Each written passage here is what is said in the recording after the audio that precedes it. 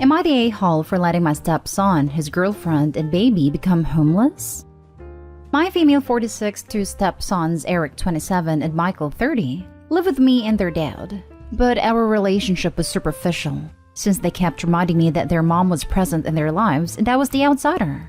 They then moved away for college and rarely visited. My husband got sick with cancer and struggled for 2 years. Months before he passed away, I discovered that both Michael and Eric were slowly withdrawing money from our bank account.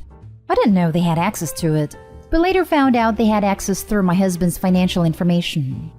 I was livid because I needed the money for treatment and other expenses since I stopped working. I had a fight with both of them after they admitted they were moving money out of my husband's account before he died, so I won't get anything since the money was theirs. I threatened to sue, but Eric told me to buzz off because it's their money. I changed the old account immediately and moved what's left of that money to a new account. But the week my husband passed away, everything in the house was taken. I'm not exaggerating. They moved everything out and sold it. My husband didn't leave a will, and I was left with just our house since my name on the lease. I haven't seen Eric or Michael for 2 years. Till a few days ago in the morning I heard noise from the outside. I opened the door and saw Eric with his car stuffed with his bags and a young lady in the passenger seat and a baby in the back. I was surprised they asked why he was here and what he was doing. And he said, "I'm moving back in my father's house with my girlfriend and my son." I was stunned, and seeing him unloading his trunk set me off. I shouted, "This is my house now, and he's not allowed to set a foot in it after everything he and his brother did." He attempted to argue that he lost his job and was evicted and had nowhere to go. He also said he and his girlfriend would have lived in their car. But there is a baby that needs a home, and there's his grandfather's house. Plus, everything that happened was planned by Michael, not him. I said they took enough already and I owe them nothing, but he ignored me and kept getting his stuff out of the car. Then he tried to get inside, insisting this was his father's house. That's when I showed him my phone and yelled that I will call the cops on him for trespassing my property. He was shocked by what I said and started begging me to let them stay just for the baby who's now my grandson. But I said no and told him to get in his car and leave. But he stalled and kept complaining about becoming homeless when his father's house is available. His girlfriend involved herself, crying about potentially having their baby taken away from them for not finding proper living arrangements. I said this wasn't my problem, and Eric kept begging, then said I was being cruel and unfair by taking my anger out on an innocent baby with no home to live in. He left but had his dad's side of the family shaming me for letting Eric go homeless and demanding I let him come to his father's house, but I refused. To answer additional questions, 1. Yes, my name is on the lease and now it's officially my house. 2. My in-laws live hours away, and the reason they said they won't take Eric in is that they don't have to when his father's house is available. So they're behind Eric, encouraging him to take back what's his. 3. I don't know anything about their mother, but she's certainly not dead, otherwise I would have found out. Now for the top comments. He left but has his dad's side of the family shaming me for letting Eric go homeless. Those family members could have given him a home as well, but they didn't. You're not the a-hole. Not the a-hole. This guy is a criminal who already robbed you blind. Why on earth would you let him back in your life, much less your house? Honestly, find some family members you actually trust to come stay with you for a while, because this snake is not going to slink away that easily. Not the a-hole. They have already taken enough from you. If his dad's side of the family is so concerned, they can take him in. Protect yourself. Get the best locks you can afford installed. Make sure your windows are secure. Get Ring cameras for any entrance into your home. Install the app in your phone. They will record if anyone is prowling around. Take any proof of ownership that the house is legally yours, plus a few utility bills as proof you live there. Important papers like passport, birth certificate, social security card, pictures, and give them to a trusted friend. Pack a go bag with a couple of changes of clothes, some cash and an extra set of car/house keys, and keep it near the door. Call the police non-emergency line and give them a heads up. Names, descriptions, description of the car. If you have any proof of the family's harassment, show them. Ask if they can do extra patrols of your neighborhood.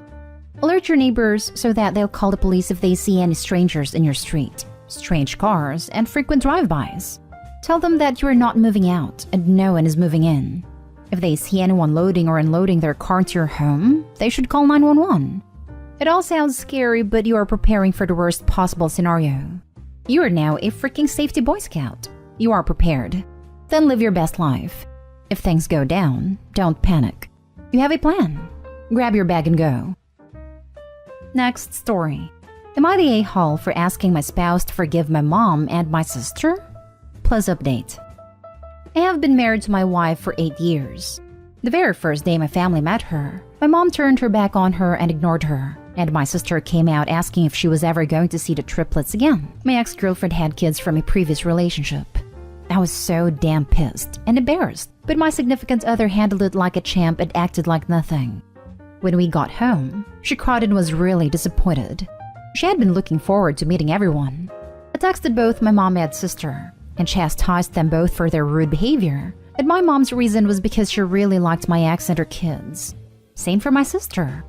I took my significant other to my mom's for Thanksgiving and Christmas, and my mom and sister were still standoffish. After we left, my significant other said she didn't want to go over anymore, and I promised her she wouldn't. I asked her to marry me a few months after, and we didn't invite any of my family to our ceremony.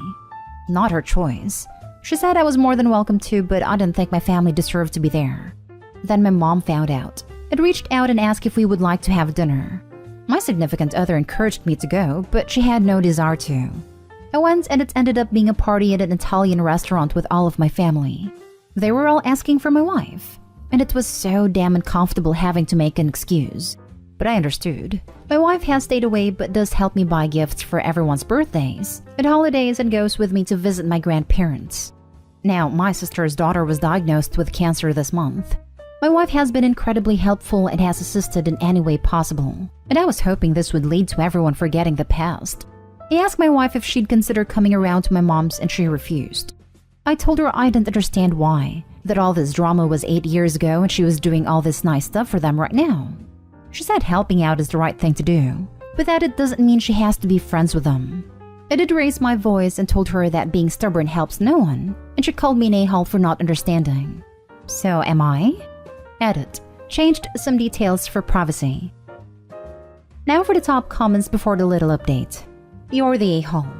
Your wife is a saint for helping out and being kind when the situation obviously calls for it, but she doesn't have to forgive people who treated her like trash for years and years, and it's extremely unsupportive of you to keep asking her to. You are the biggest a-hole. Did your mother or sister ever bothered apologizing to your wife? Sounds like they continued their awful behavior toward her even after you called them out on it. I was wondering the same thing. I seen a mention of my mom and sister apologized and seemed sincere. They also try to reach out and include my wife, but have sent messages / cards / gifts to her to re-apologize, but my wife still says no. Seems like mom and sister only told OP yeah sure, we're sorry about that. Let her know we are sorry. That isn't an apology to OP's wife. Yes, you are an a-hole. You promised her she didn't have to go back, so why are you trying to make her now?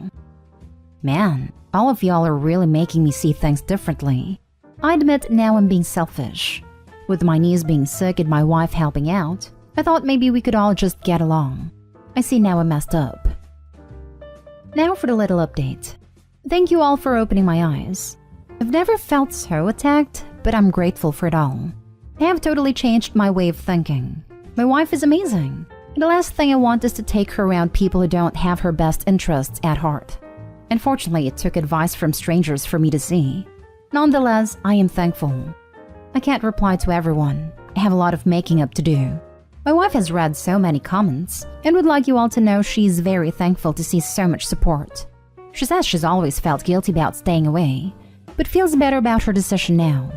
At the end of the day, my wife deserves peace, and I will not force her to do anything she doesn't like.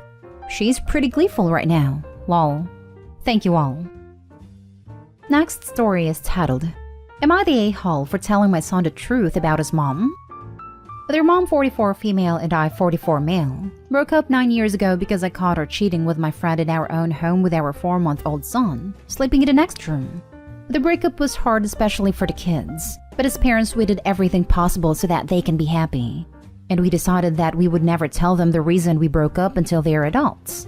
For them, we only broke up because it was the best. We always told them that we functioned better separately, and that way we could all be happy. But I got tired. I met someone a few years after our breakup, and now we are married and have a 21-month-old girl, and she's pregnant with our second. But my 2 oldest kids, 19 male, 18 male, refused to meet their sister. They don't even speak to my wife, 27 female, and never wanted to tell me why. They just hate her. And at first, when we started dating, it was kind of understandable. My wife is younger, and she was the first person I dated after breaking up with her mother. So I decided to give them a few months so they could adjust to the new situation. But those months turned into years, and they never really tried to get to know my wife. And she always said that she was okay with that, so I decided to let it go. But their attitude just got worse. And when our daughter was born, they didn't want to meet her. And I'm not gonna lie, that pissed me off because they were treating her like a stranger, just because they don't like her mom. So for a while I stopped texting them since I was always the one who contacted them. And I had no interest in contacting them again. But the other day my wife was crying, and I asked her what was going on. And she showed me some texts they sent her. She tried to contact them a few weeks ago so we could fix our relationship. And they just insulted her. They called her a cheap woman and told her that they will never meet that bastard, our daughter, because they hate our daughter as much as they hate my wife. I read the whole thing and was so mad that I called one of them, and we had a fight over those texts. I decided that he hates my wife because his mom told them I cheated on her with my wife, which is a lie because I didn't even know her at the time. So I got mad and told him that he was wrong, and that the cheater was his mother, and that if he didn't believe me, that I could show them the papers that I still have from the paternity test that we had to do, because she didn't even know who was the real father of our 9-year-old son, because she cheated for years. He was speechless and just hung up the call. And now I feel like maybe I went too far because I shouldn't have told him that. But I was mad because I love my daughter and my wife, and I don't want anyone to hurt them. She's the sweetest and kindest person I ever met in my life, and seeing her sad or crying breaks my heart, and that's why I reacted that way. Am I the a-hole for telling him that? Oh, hell no. Not the a-hole 1,000 times over. Your ex crossed a line that should never be crossed, and only to screw you over for no other reason than out of pure spite and or jealousy. You did the right thing to combat lies with the truth. Eventually the truth will win out, but it'll take time. Yeah, lying about the innocent party cheating completely nullifies the proverbial non-disclosure agreement about the guilty parties cheating. Talk about literally asking for it, not the a-hole. This is why no plan should include keeping secrets from kids. They don't work. You and your wife have suffered their unjust wrath long enough. Time for their mom to have her fair share. Not the a-hole. You were just setting the story straight. Your ex, on the other hand, major a-hole for lying to them to make you look bad and ruining your relationship with your kids. Agreed. Ex is the a-hole here. Opie's ex lied to his children to make him look bad. His sons are adults now, and they deserve to be told the truth. Justified. Your ex-wife lied to your children, and it had serious negative consequences for your new family, so they needed to know the truth. Passing on the information in a calmer way would have been better, of course. Still not the a-hole.